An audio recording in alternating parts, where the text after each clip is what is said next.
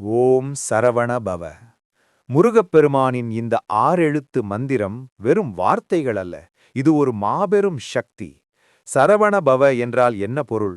சரவண பொய்கையில் உதித்தவன் என்று பொருள். ஆனால் இந்த ஒவ்வொரு எழுத்திற்குள்ளும் ஒரு பிரபஞ்ச ரகசியம் ஒளிந்திருக்கிறது.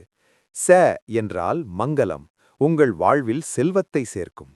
ர என்றால் ஒளி, உங்கள் அறியாமை என்னும் இருளை நீக்கி ஞானத்தை தரும்.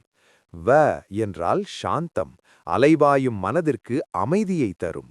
ந என்றால் வெற்றி, நீங்கள் தொடும் காரியங்களில் வெற்றியை தேடித்தரும். முன்வினை பயன்களை பொசுக்கும்.